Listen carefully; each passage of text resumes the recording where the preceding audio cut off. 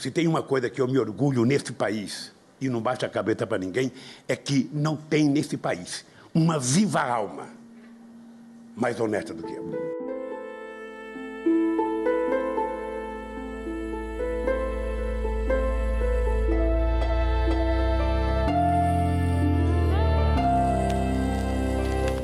Nós vamos promover o desencarceramento de pessoas que cometem pequenos delitos, que é hoje o maior contingente de prisioneiros.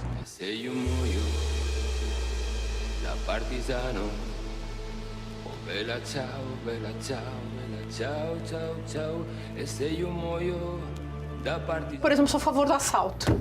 Você é a favor do assalto? Não, eu penso assim, tem uma lógica no assalto.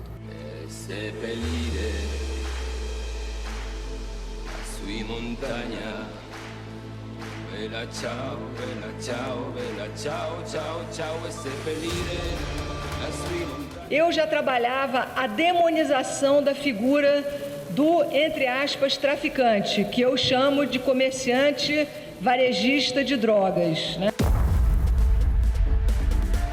Para quem que rouba celular para vender, para ganhar um dinheirinho. Depois vão pro bar tomar cerveja junto.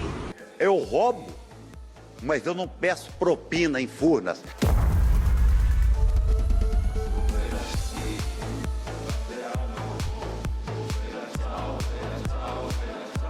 Teoricamente, falas como essas deveriam ser abominadas pela população. Ou você concorda que um traficante é um comerciante varejista? Entretanto, existem pessoas que concordam com essas afirmações absurdas. E eu tenho certeza que você aí de casa deve conhecer alguém que defenda com unhas e dentes esses representantes.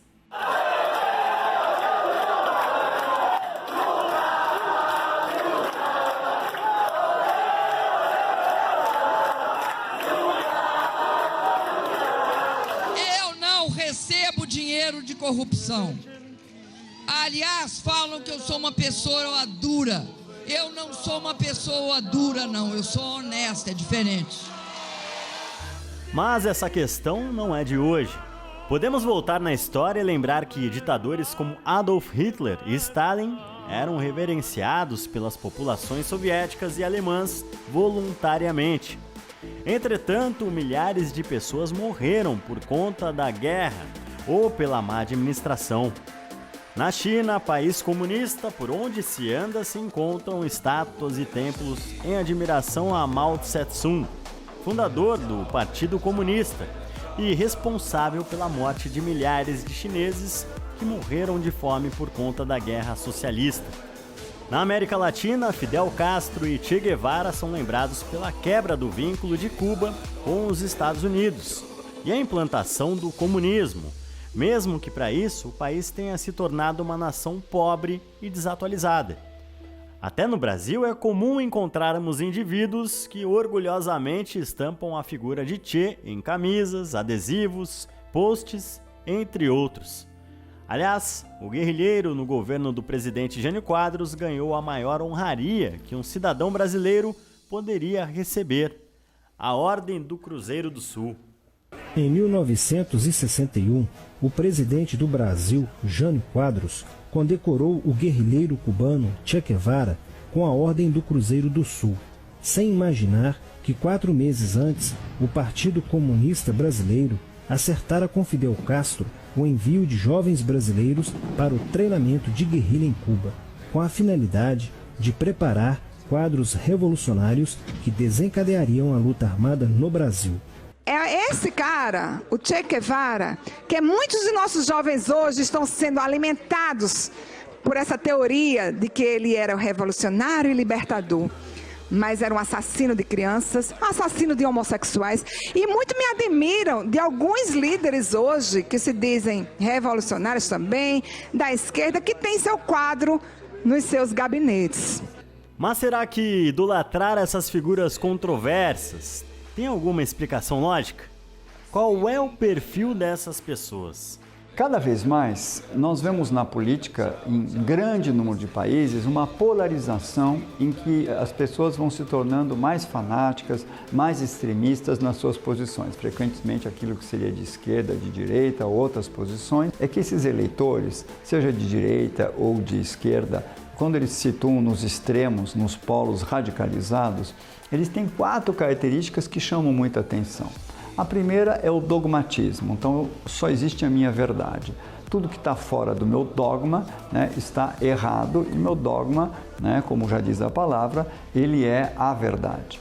A segunda coisa é que eles têm uma forte necessidade e sensação de pertença. Isso vale não só para partidos políticos, para grupos políticos, mas para times de futebol, para certas religiões. A pessoa adere a uma seita ou adere a um time de futebol e, eventualmente, ela se fanatiza a tal modo, como acontece com os hooligans, etc., que há uma irmandade, uma fraternidade, uma confraria que se forma, uma espécie de clube que se forma, uma tribo em que nós, desse partido político, ou desse grupo político, ou desse grupo religioso, nós formamos, então, uma seita fechada e nós nos isolamos do resto, nós temos um dogmatismo e, além do mais, essa pertença. Uma terceira coisa ligada à pertença é, além do conforto de pertencer e ser acolhido por um grupo, é a ojeriza ao diferente. Então, a outra religião, o outro time de futebol, o outro partido, seja no polo oposto, seja as pessoas de centro, são os inimigos, são aqueles que têm que ser combatidos ou convencidos, mas há uma ojeriza. E uma quarta coisa é que as pessoas que tendem a ocupar esses polos extremos, elas costumam ser pessoas bastante agressivas, elas se comportam de maneira mais destrutiva, mais agressiva, e costumam ter baixa empatia para com o sofrimento humano geral. Podem até ter empatia com o sofrimento de um familiar ou alguém do seu grupo, mas uma baixa empatia e uma grande agressividade e destrutividade com aquele que se situa fora. A questão de pertencer a um grupo que pensa igual é uma característica muito visível atualmente, por conta da internet e os mais variados grupos de opinião que se formam diante do atual cenário político. São as chamadas bolhas. Quando o indivíduo se sente acolhido por pessoas que compactuam com o mesmo pensamento, ele não se sente mais sozinho. E por isso é incentivado a demonstrar as suas ideias com base em outra característica apresentada pelo psicólogo: o dogmatismo extremo, ou seja, apenas a minha opinião e do meu grupo é a certa. E isso, quando você está falando de ambiente de redes, isso dá em bolha, em circulação do próprio trabalho do algoritmo e daquilo que você quer ouvir. A maioria esmagadora das pessoas só querem ouvir o que elas gostam.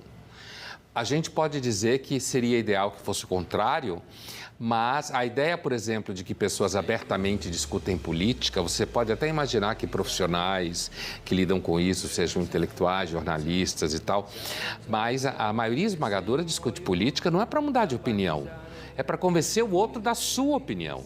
Voltando a falar sobre a afeição que algumas pessoas têm por ladrões, podemos usar como exemplo as produções de filmes e séries. O fenômeno da Netflix, La Casa de Papel, ilustra bem essa questão de termos empatia pelos ladrões, mesmo sabendo que eles estão infringindo a lei. Hoje é o grande dia!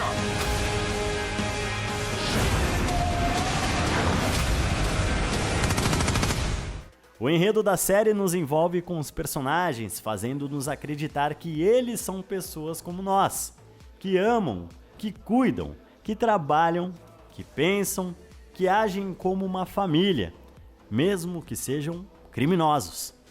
É pecado torcer pro lado mal num filme, como por exemplo os bandidos lá na Casa de Papel? Diz assim em Romanos 12, 21, não se deixem vencer pelo mal, mas vençam o mal com o bem. Uma coisa que nós precisamos de entender é que nunca nós podemos ficar do lado do mal. Nunca. Nunca.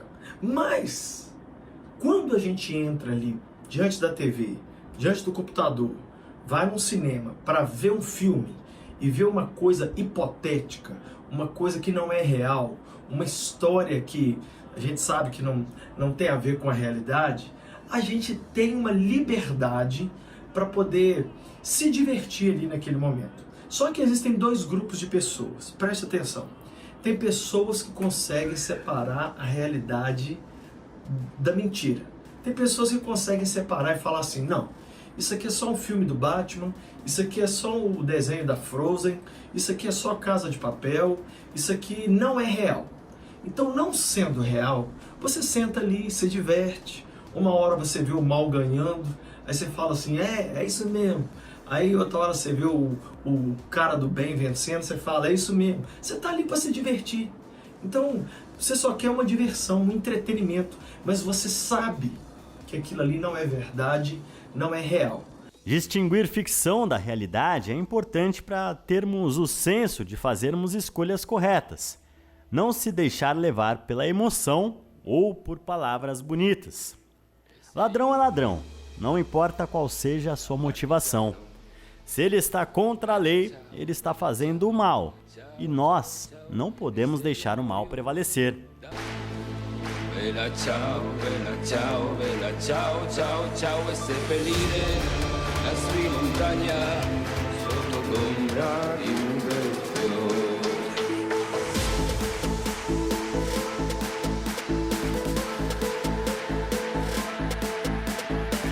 Idolatrar bandidos e ladrões é apologia ou ignorância?